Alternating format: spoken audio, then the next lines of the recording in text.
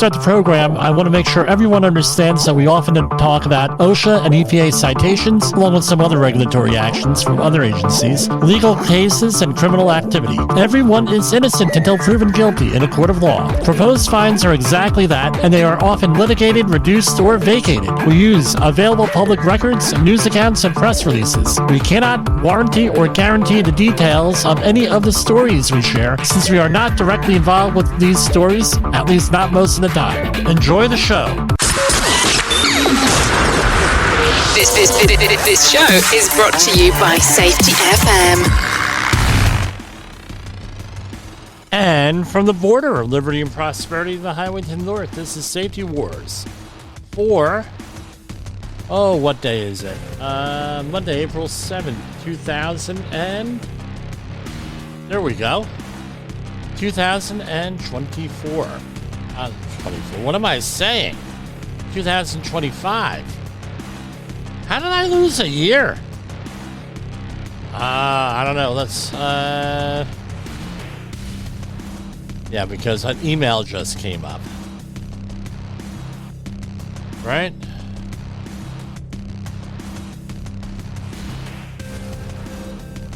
Yeah, nothing came up. People call me, now they know I'm on the air. It's 8 o'clock. Everything else. Hold on, let me take care of this.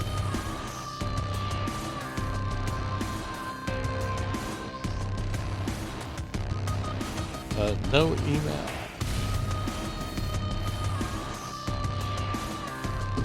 Okay. Been very busy over the last couple of days here. Just moving on along. Okay, so apparently a couple of things did not stream. Okay, let's do this. Let's do this. An update. Okay. We have a lot of negative bad weather up here the last couple of days, and the internet's been glitchy. So hopefully this is recording. If not, we have the audio being recording. Apparently the podcast did not upload last week, so we're going to get on that, God willing, today. But how's everybody doing out there? Yeah, we cleaned up from the flood. Our 2 bedrooms got flooded. We had to get a new roof. I mean, it's kind of nerve-wracking when you're in our industry and you have the roof redone. It's like, do I want to be home? Do I not want to be home? Do I want to be home? Do I not want to be home? Do I want to be home? Do I not want to be home? Right, sort of thing. But we got a legitimate company. They actually use fall protection. It's incredible, which is a weird thing up here in the Rockland County area because nobody uses fall protection. So when the guy came over, he says to me, I said, well, Jimmy, when do you want to do this? I said, well, are you going to do it on like the weekend? And he says to me, what do you mean? And I said, well, on the weekend, because that's usually when all the other work gets done around here on roofs. It's on the weekend because why? OSHA is closed. Now, I got off the phone with a colleague right before airtime here. And a lot of the questions, a lot of people are going through here because of misreporting on the news and words going on, around the job sites and everything. OSHA has been disbanded. Right? And what's that all about? Right? NIOSH has been disbanded. So we're going to review something here. All right, so I'm looking at, and let me share a screen here. Just so we can all be on the same page, so to speak, right? So here we have from Congress.gov. So this is a U.S. government website in Congress. And here we have a bill called H.R. 86, the NIOSH Act. Representative Andy Biggs, representative of Arizona's 5th Congressional District, introduced 1/3/2005, which was like the first day, and this is like the third time this bill is going through, right, and it's been proposed. So the latest action was referred to the House Committee on Education and Workforce. What, right? And this is simple. The whole bill is right here. To abolish the Occupational Safety and Health Administration and for other purposes. The House of Representatives, January 3rd, 2025. I'm going to read the whole bill because it's like less than 100 words. Right. Mr. Biggs of Arizona introduced the following bill, which was referred to the Committee on Education and Workforce. A bill to abolish the Occupational Safety and Health Administration and for the purposes being enacted by the Senate and House of Representatives of the United States of North American Congress assembled. Section 1. This act may be cited as the Nullified Occupational Safety and Health Administrative Act or the NIOSH Act. The Occupational Safety and Health Act of 1970 is repealed. The Occupational Safety and Health Administration is abolished. Real simple bill. So what were the actions? I'm going to click on that tab. Latest action, referred. That's it. So if somebody comes up and tells you the NIOSH Act and it's been blah, blah, blah, well, guess what? It has not gone anywhere with this. It's in committee. It's not on the docket or anything else. So that's item number 1. So, things go around these job sites, workplaces. Oh, we're going to get you. You ain't going to have a job, right? Because we ain't going to have no use for you because of the NIOSH Act. It's all a bunch of baloney. Now, last week, I attended the OSHA outreach training class. I believe I talked about this last Thursday. The OSHA outreach instructor reauthorization class over at Rutgers. And this is what this deal is up here, at least in the New Jersey area. Right? There were 11 people in the class, 6 are unemployed. Way it is. It's an issue, right? So everybody went for the reauthorization things, and guess what? I'm going to be 55 years old this year. I was one of the youngest people in the class. So what's going on? Older people are being phased out here. Maybe I am an older person. Right, and this is the kind of stuff that goes on. Now,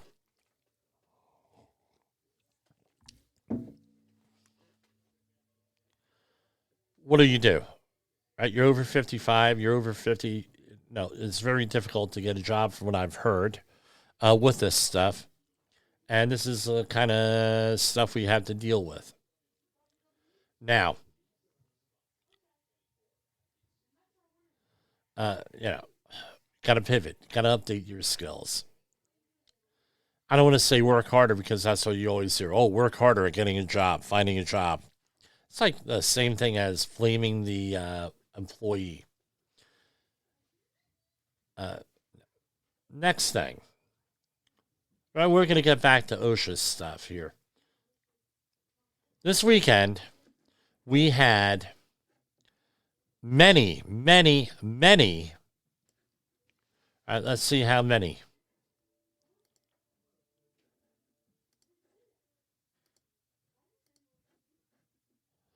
Oh, did they give a number here? Hold on. Where did that article go?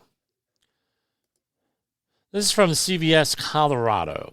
Thousands brave cold in Denver anti-Trump protests as a part of a nationwide network of hands-off events. Despite the colder weather on Saturday, thousands showed up at Colorado's state capitol, downtown Denver, to voice their displeasure with the state and nation as part of a network of demonstrations dubbed Hands Off. Now,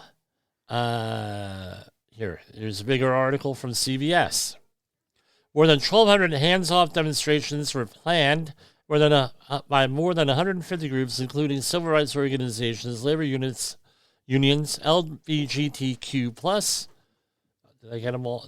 Get all those letters? They're LGBTQ plus advocates, veterans, and elections activists. The protests are taking place in National Mall, right? And hold on. All right. Right. Yeah, I got distracted here. The protests are taking place in National Mall in Washington, D.C. We are an active thing. People are running in and out. And what is the hands-off movement? Protesters are assailing the Trump administration's moves to fire thousands of federal workers, close Social Security Administration field offices, effectively shutter entire agencies, deport immigrants, scale back protections. And, we've been talking about that here and there with this. Now, this is what I don't get. All right? And this is from MSN, opinion by Mandy Tahiri. I hope I'm pronouncing that right. Major anti-Trump hands-off protests erupt across Europe. Thousands of demonstrators are taking part in global hands-off protests against President Donald Trump and his top advisor, billionaire Elon Musk, with hundreds rallying in about a dozen cities across Europe. Hands Off is a grassroots movement and coalition of hundreds of organizations who want the Trump administration, including Musk, who has the Department of Government Efficiency, to take their hands off of Social Security, federal jobs, Medicaid, and more. Trump said in a February Fox News interview that Social Security, Medicare, Medicaid benefits will not be touched unless there's fraud or something. All right, and we're going to go on.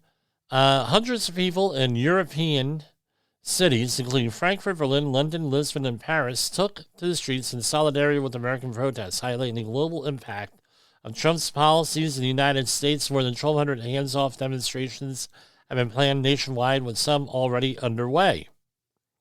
So here's my question here with this.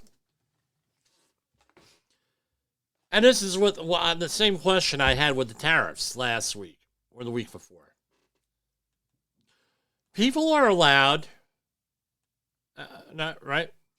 Countries are allowed to put tariffs on U.S. goods. And for any discussion on the tariffs I have with anybody, I ask the question, if they're allowed to do it to the United States, can the United States do it to them? Simple question. This is not political. Because, and that's a fundamental question. Why are they so upset with us putting tariffs on them? Because they're not upset so much with the amount of tariffs. It's the fact is, how dare you put tariffs on us after we put tariffs on you? Right, and that's all I'm going to say. And that's where the discussion has to come about.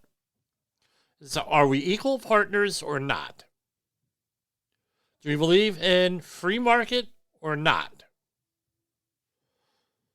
Because there's a lot of people who are not thinking out there.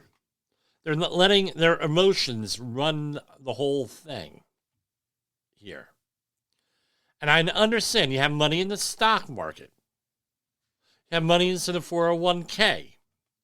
If you ask some people what a 401k is, they're like, wow, is that like a really one of those endurance running events or bike rides, or 401k? Right? Anyway,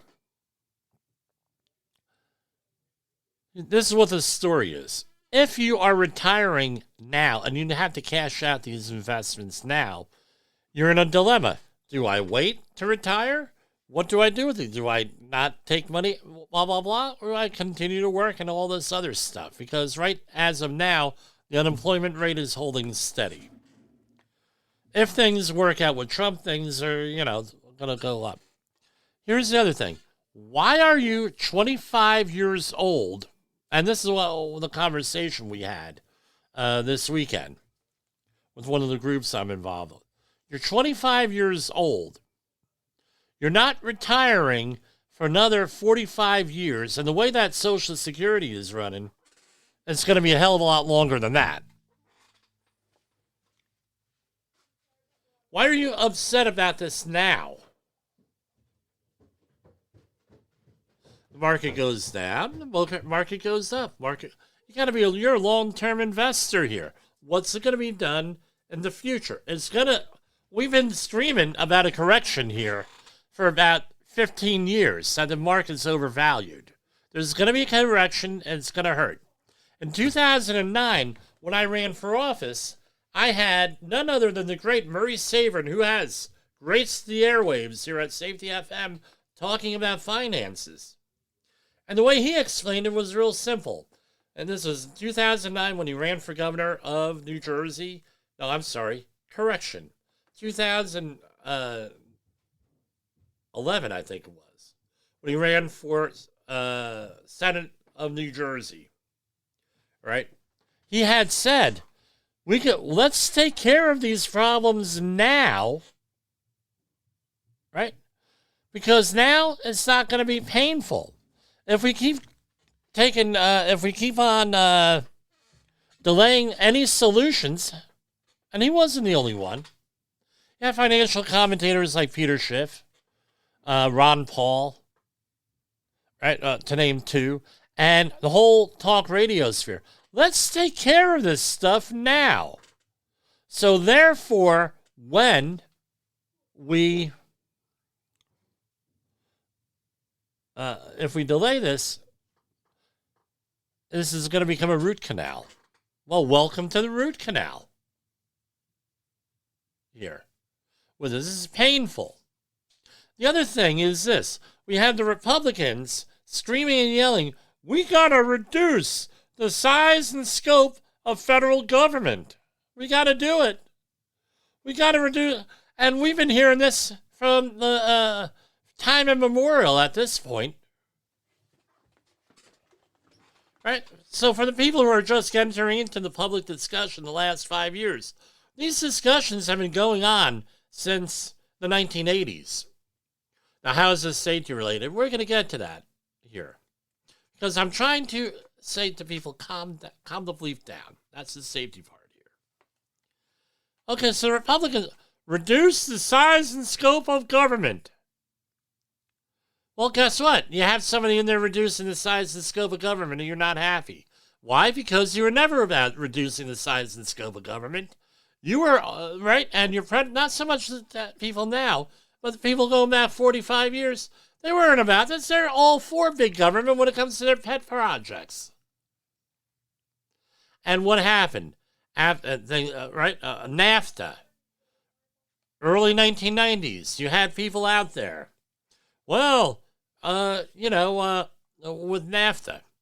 Well, all this is a giant sucking sound. That's how Ross Perot had described it. Giant sucking sound towards Canada and Mexico and overseas. All these things are bad. The way things are being managed. And we're going to, right? And then it got worse and worse and worse and worse. Now it's to the point, well, how dare you raise tariffs on us? Now, in 1994, we're going to go the way back machine here. 1994. We had a situation in this country, 1992, because of Ross Perot splitting the vote, the Electoral College with George H.W. Bush, right? What was it? President number 41, right? George H.W. Bush, he split the vote. Bill Clinton got in with not a majority of the vote. It was a 43. Basically, it was 43% of the vote he got. And people were pissed over that, right? I got wrapped up in it. People were pissed. So then you got people donating, and in 94, you had Congress being taken over by the Republicans, the House of Representatives in over 40 years, the Senate in 86 was a majority Republican for one session. That was it. And then it goes back, back to whatever the 40 years was, 1954. All right? So you had a Republican majority in both houses. You had a Democratic president, and that lasted for quite some time. The issue came up from the same cast of characters. You had the Pelosi's, you had all these other people, on the same cast of characters you had, saying, how dare the Republicans, right? How dare they? And shame on them for taking over both houses of Congress. Now we have a situation here, same thing. How dare they raise tariffs on us? Again, principle, stoicism, calm. So now you're 25 years old, right? And I'm sorry, the brain does not, according to neuroscientists, the brain does not evolve fully and grow up and fully mature until like 25, 26. For some people, it's about 63. But anyway,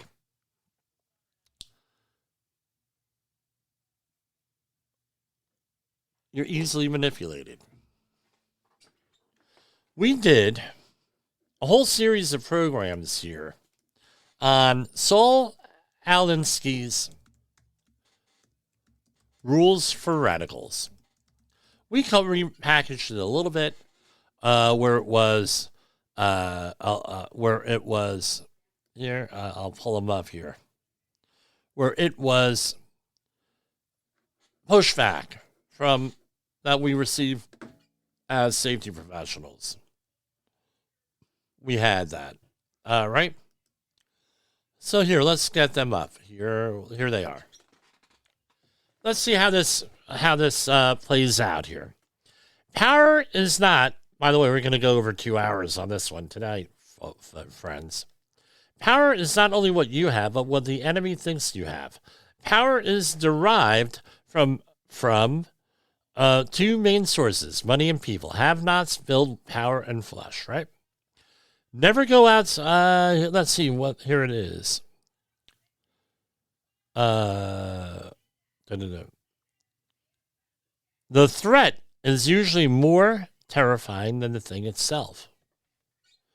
How does it? Think that applies a little bit here? Keep the pressure on. Never let up. Right? If you push a negative hard enough, it will push through and become a positive. Violence from the other side can win the public to your side because the public sympathizes with the underdog. Again, why do I mention the Saul Alinsky Rules for Radicals? Why do we talk about it? Why do we talk about it with here? You're being manipulated, people. Constant media manipulation here. And this is to get you riled up. And let's remember something. And it happened with the Tea Party in some cases. It happened when the protests and right all through the South, Charlottesville. It happened with January 6th. It happened with all on the other side with all the riots in 2020. It's happening now with the destruction of Tesla. It's happened this weekend with all these things going on with the protests and blah, blah, blah. It goes on and on and on. The question here is this. Who is actually managing these protests, number one? And number two is, do you really think that they're going to pay the price? Or is it going to be the minions out there, the activists? It's a question that you have. Because I tell you what, last year with the protests of the Palestinian and Israeli protests, guess what? A lot of those people high-profile people got deported. A lot of those people got thrown out of Ivy League institutions. How many people got thrown out of lesser institutions? Who's really paying the price for these protests, financially and also with what I just mentioned? Someone's got to pay a price. And believe me, it ain't going to be the freaking leaders of your movement. They're not going to pay the price. Because this is an industry. You go on to job services. Let's pick one up here. Let's go to Indeed. Right? Let's go to Indeed. because okay, so here we have, it has to be located in Suffern, New York, right? Not really, right here. Protester.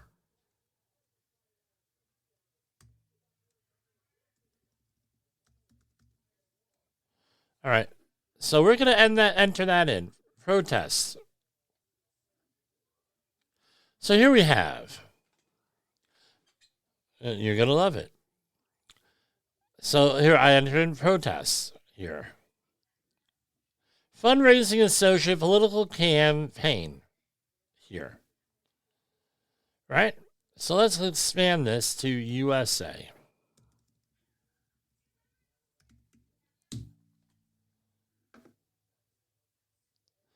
Here we have one, meteor monitor, gate guard, a sales agent for a protest. Right? Grassroots advocacy manager. Right? And all different types of stuff here, right, for this. All right? Let's go on to another popular site, LinkedIn. Oh, we haven't, right? Let's see. Let's look at the jobs, right?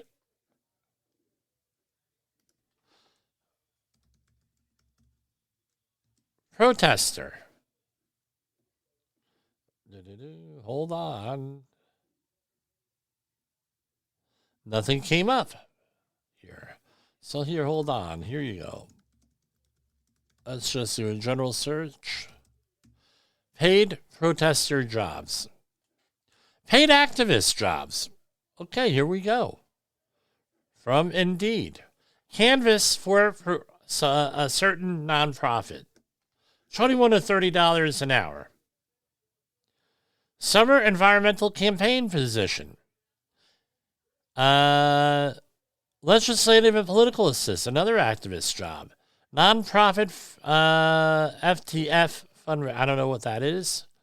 Female to female? I don't know, but it doesn't look like that. General interest forum from another one. Right? An organizer. A campaign researcher. An advocate. Advocacy, an organizer. All this stuff in here. Paid activists. Community organizer. Let's try what that is. Not really there. But anyway, what's my point here? There are paid people that do this, that organize this stuff. Here's an article from Crowds on Demand. Activism for Hire. How to land a paid protesting job. From crowdsondemand.com. With the rise of, and here, I'm not going to go through all of it. This is under fair use. With the rise of digital communication and social media, activism has become more visible and accessible than ever. Alongside the trend, the concept of paid activism has gained traction. Crowds on Demand has capitalized on this trend, offering individuals a chance to participate in protests and demonstrations in exchange for money. Okay, so here I'm going to do this. Hold on.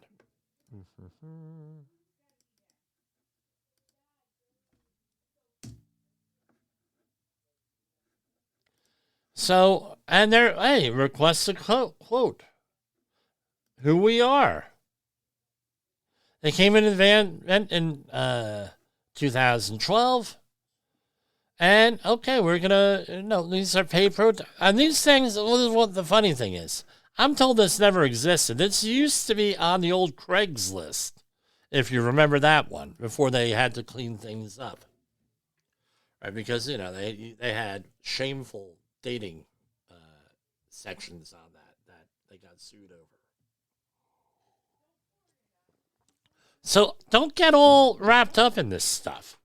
This is what my point is, because there are people out there, right, any right or left, doesn't matter. There are people out there making money doing the rebel rousing. There's people out there charging for this. Right? And this is, again, nothing new. Now, it was pretty accurate, if you recall. The movie, it came out a long time ago, over 20 years ago, The Gangs of New York, with Daniel Day-Lewis and the other guy from Titanic. Name escapes me right now. So, with that, right, so let's take a commercial break. I went for 30 minutes here. I've like the other Wars program here. Let's go, and of course. From the front lines of the safety war, it's Safety Wars, with your host, Jim Posel on Safety FM. Get ready to face the harsh reality. Yes, that's all us facing the harsh reality. Have you listened or watched the Safety War show? It does stream live on the radio and on the streamer-emers that we have. So if you have not taken a listen to Jim Posel and what the hell he's doing every evening with Safety Wars, I would strongly encourage you to take a view or take a listen, whichever option is available for you, and take a listen to what the hell he has going on. It will take some deep dives in some information that you might be interested in.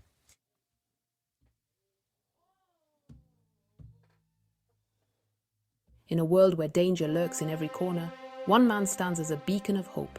Jim Posel, a veteran safety expert with over 3 decades of experience, now bringing his knowledge to you with Safety Wars. Engaging, informative, and always relevant. That's Safety Wars. Join the safety revolution with Safety Wars, available on Spotify, Apple Podcasts, YouTube, and wherever you get your podcasts and videos.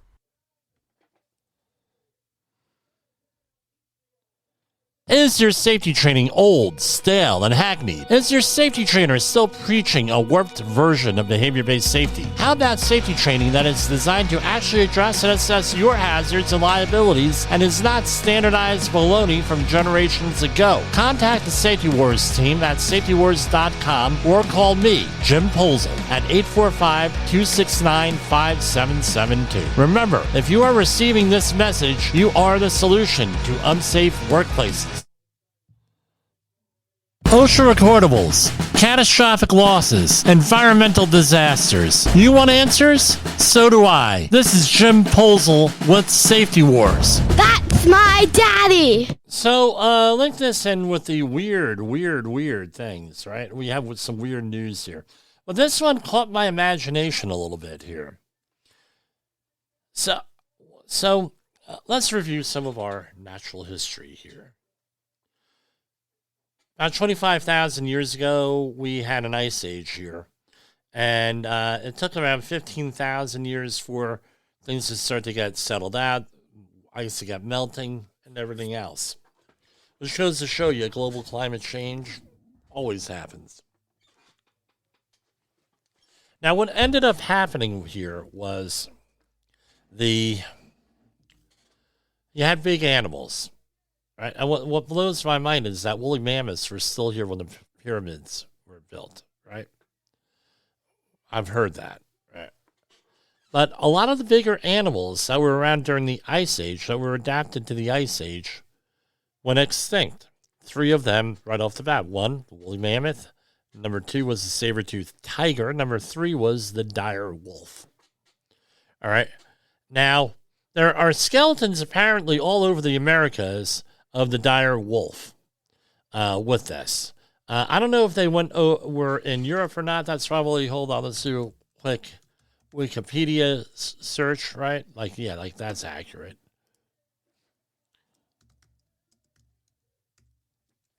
So the dire wolf, right? So what was the name of it? It was Aesionon Darius. Right, and what was the range here? Let's see. Big freaking animal, that's all I have to say. So, what was it? Extinct canine, the dire wolf lived in the Americas, so it was limited to the Americas, right? And they had 2 subspecies, and huge. Right, so was the largest modern, was about the same size as the largest modern gray wolves, the Yukon wolf and the northwestern wolf. So there's this company out there named Colossus that was able to take DNA from the gray wolf and insert, which is apparently 99% of the same as the dire wolf, right? They have 99.5% the same. They were able to splice dire wolf DNA on there, implant it into a dog, and now there are three pups, right? And they're they're back from extinction after 12,000 years. Again, with the dire wolf, right? There are the modern dire wolves. Romulus, I'm reading from Rolling Stone here. Romulus and Remus must be Star Trek fans. I'm sorry. Born in October, plus the third pup, Khaleesi, born in January, are the results and efforts by bioscience startup Colossal, which launched in 2021. You may know the company for recently producing the headline-grabbing and objectively adorable Woolly Mice as part of their cornerstone event to bring back the woolly mammoth. The Colossus dire wolf project has since outpaced the mammoth thanks to an abundance of science. Hold on. Tell people, don't call me, I'm on the air.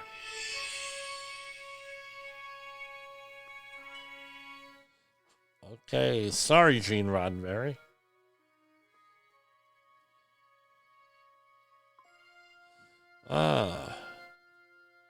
Oh, I know I'm going to get dinged for this.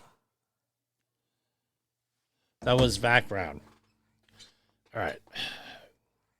Dire Wolf Project has since outpaced the mammoth thanks to an abundance of science, both genetic and reproductive, available about dogs compared to elephants. Anyway, gene editing and everything else. There's a nice, cute, fuzzy little white animals, and I'm looking here in pictures. The reality here is this. Are we playing God? A lot of this stuff, and I know, I like animals too. A lot of these animals went extinct for a reason. Right? Why not let nature take its course? Why are we messing around with this? I don't know. So let's get on with the safety stuff. And hopefully we're not going to get any more interruptions here.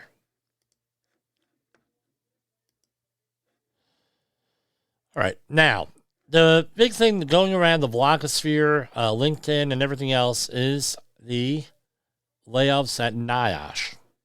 So apparently there were hundreds of people, we were looking at different numbers here, that received the following notice last week. Let's bring this up here.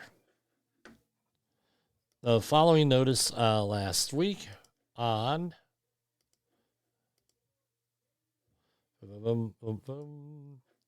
Hold on, folks. And I closed it out. Reopen it. Basically, and I think this is an issue with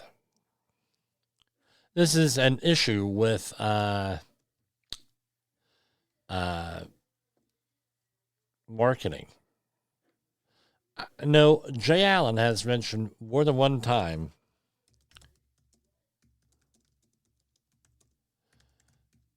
that as safety professionals,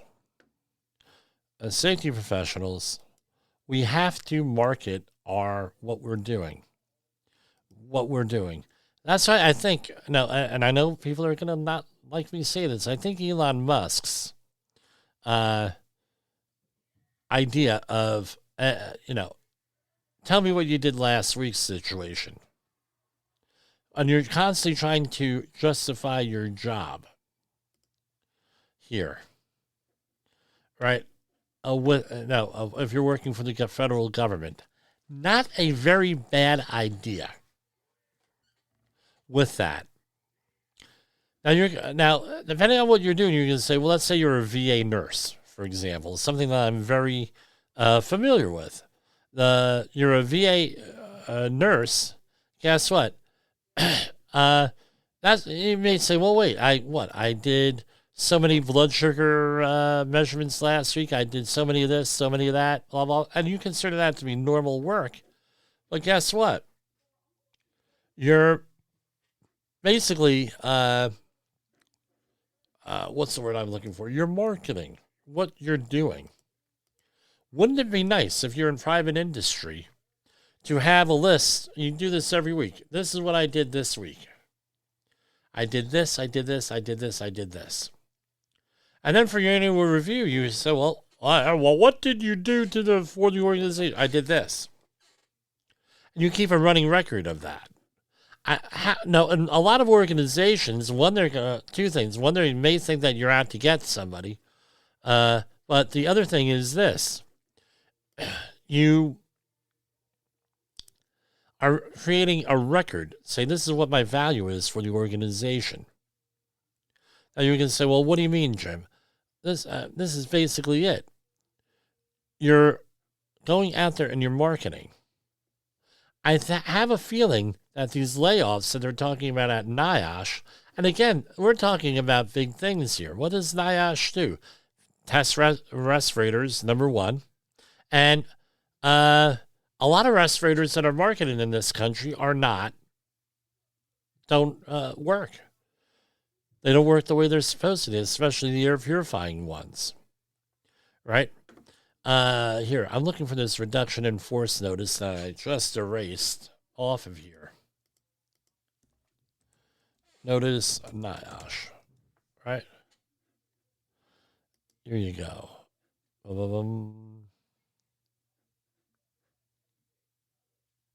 Right?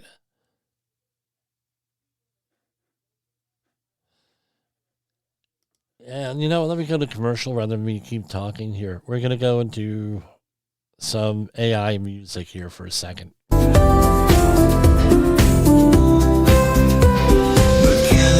birds above our heads, watching secrets and the streets we tread.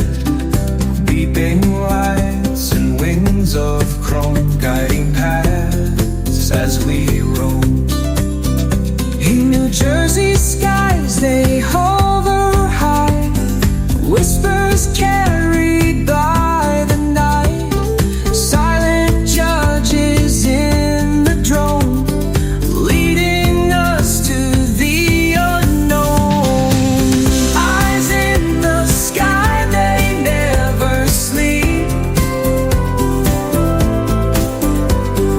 Dreams and secrets they will keep.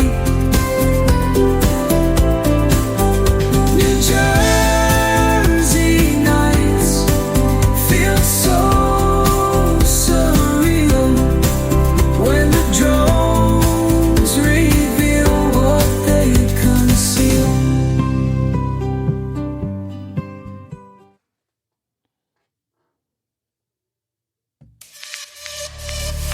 Hard hat on my head, set the alarm. High voltage love in your arms. Steel toe boots, steal my heart. Now love's a machine, start to start. Danger signs, but we don't mind. We're safety certified, hearts aligned. Locked out, tagged out, hearts entwined. You and me were one of a kind.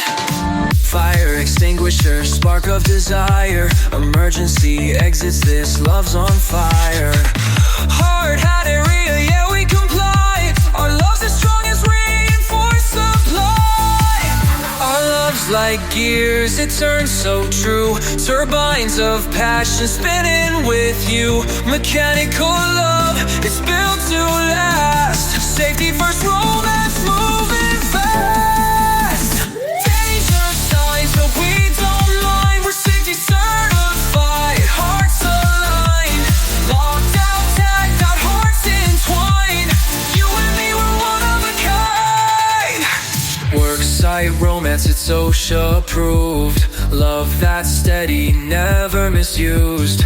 Red tape barriers can't keep us apart. Love evolves, safety from the start. Danger signs, but we don't mind. We're safety certified, hearts aligned, locked out, tagged out, hearts entwined. You and me, we're one of a kind.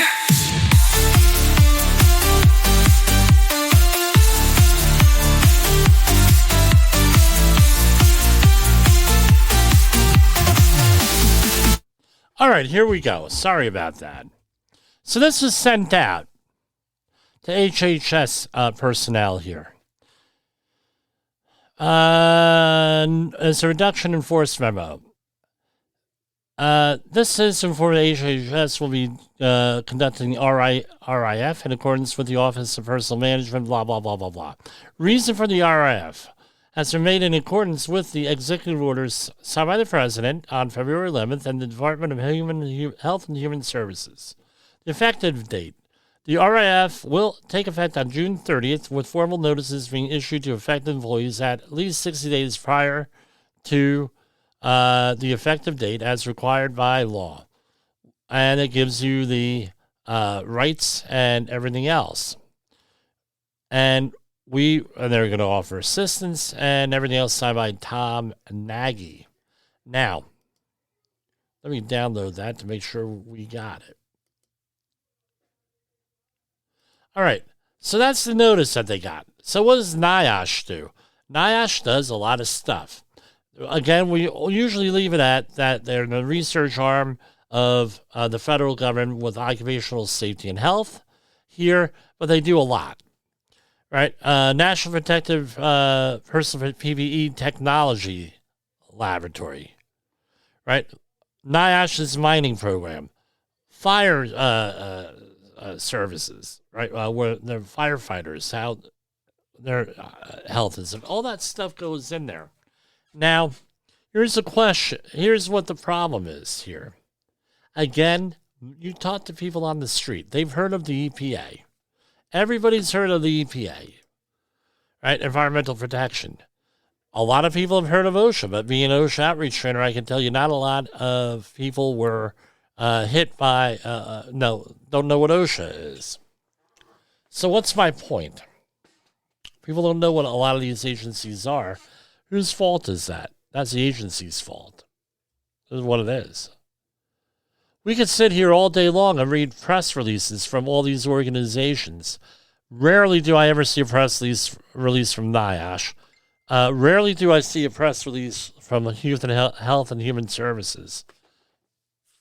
They should have been marketing. That's what you got to do. You're a safety professional. Go out and market what you're doing. Talk to the people on the inside of your organization. Start an internal newsletter. Hey, this is what's going on once a week. Hey, this is what we're doing. Hey, this is what, for your own boss, hey, this is what we accomplished last week. This is not a big deal here. Maybe if people were more aware of what you were doing, then you're less likely to get cut. I'm not blaming the victim here. I'm just explaining reality.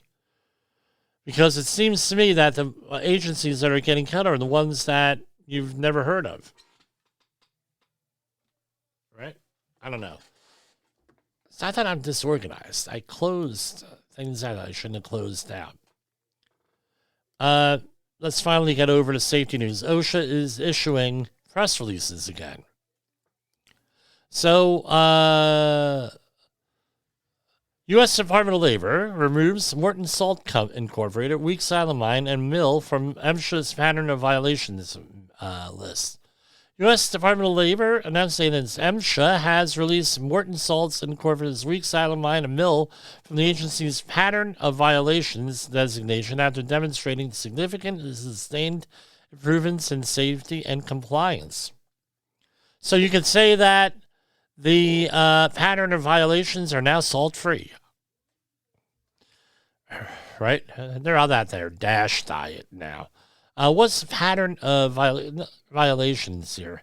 Again, there are a lot of different things, measurable improvements. Apparently, they found a lot of bad things. So I'm on the MSHA.gov website. And you know what? I should do a share screen.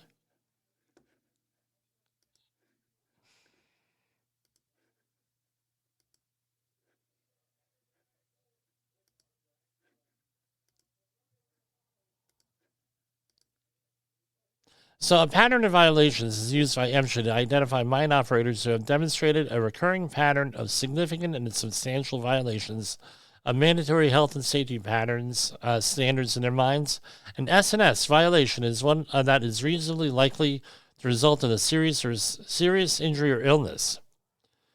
And what's the determination? At least once a year, MSHA reviews the violation and injury history of each mine to determine whether any meet the established criteria.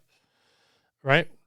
So mines that meet all of the criteria in either set will be, so there's two sets, will be further considered to determine whether the mine operator should be issued a notice of pattern. At least 50 citations or orders for S&S violations within the last 12 months, at a rate of 8 or more S&S citation orders issued for 100 inspection hours during the most recent 12 months, or the degree of negligence for at least 25% of the S&S orders issued during the most recent 12 months is high or reckless disregard, at least 0.5 elevated citations and orders, right? An injury severity measure, SM, for the mine that is greater than the overall industry SM for all mines in the same mine type and classification over the recent 12 months, right? And with that, so it's like a severe violator thing under the OSHA parlance. So they got out of it. So, right, they're salt-free there. U.S. Department of Labor reached an agreement with Jamesport roofing contractor John Troyer after a federal investigation determined he violated federal laws, resulting in a teen worker's fatal flaw in March 2023. And one thing here is that, under the agreement, Troyer must pay $290,000, which includes $156,000 plus in OSHA penalties, $15,000 in child labor penalties, and $118,000 in criminal fines. The company will also enroll in Missouri's on-site safety and health consultation program. Again, these press releases do not have the agreements or reports on them. That's a major difference with these and with the Biden administration. And right here we have the labor.mo.gov on-site safety and health consultation. And again, you can get a lot of things here off of this, right? A lot of information. So fire prevention plan. All different links. The fire prevention plans. Right? So it's a good thing with that.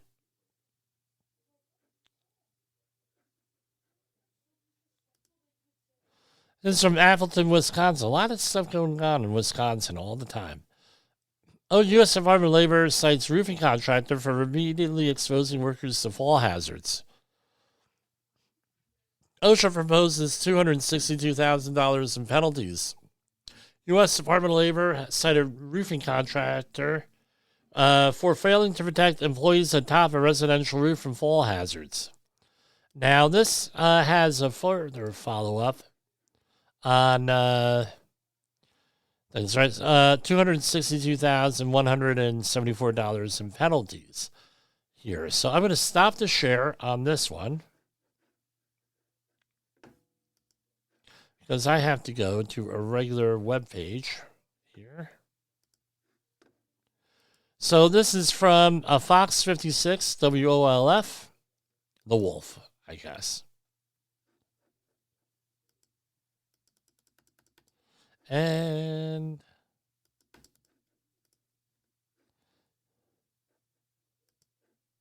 hold on.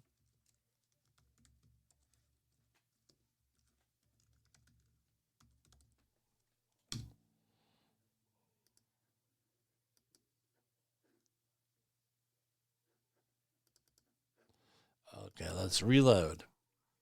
All right, so local roofing contractors cited by OSHA.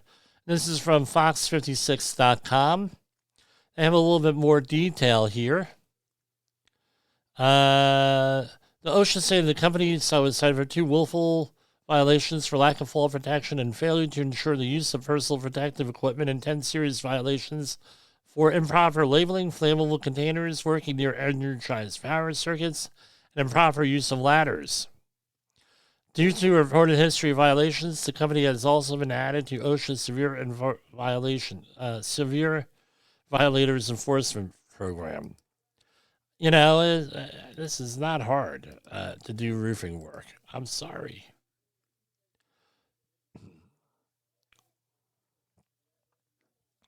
Again, here we have with the previous story within out of Jamesport. All right. So this is the one with roofing here. They illegally employ miners in roofing work. Miners are not allowed to work at height in most places here. So that's where that comes into. All right. And EPA will expeditiously review new science on fluoride in drinking water. We'll finish off with this one since I talked about all the other stuff. Today at an event in Salt Lake City, Utah, with the U.S. Health and Human Services Secretary Robert F. Kennedy Jr., U.S. Environmental Protection Agency Administrator Lee Zeldin announced the agency's decision to expeditiously review new scientific information on potential human health risks of fluoride in drinking water. Right? I mean, this has been a debate going on since the 1950s here. Administrator Zeldin moves forward with ensuring U.S. states are not punished for foreign air. This decision benefits many states that have been asking for this action, including Utah and Arizona. While in Utah, U.S. EPA Administrator Lee Zeldin announced today that the agency is rescinding guidance on the Preparation for Clean Air Act, Section 179B demonstration for non-attainment areas affected by international transport of emissions. Right, Americans should not be harmed by other countries that do not have the same environmental standards we have in the United States. Today's announcement is a step in the right direction. So this is for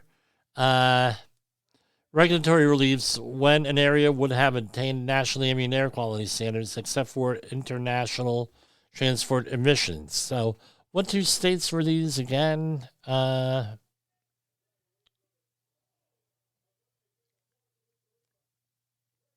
Well, they were going to be border states, and I'm thinking it's going to be like Mexico. So why don't they just come out and say Mexico? Here we have Utah. Yeah, Utah failed to attain ozone national ambient air quality standards. So Utah, really? Okay. All right. They're blaming somebody else. EPA issues final permits for geologic sequestration of carbon dioxide in Texas.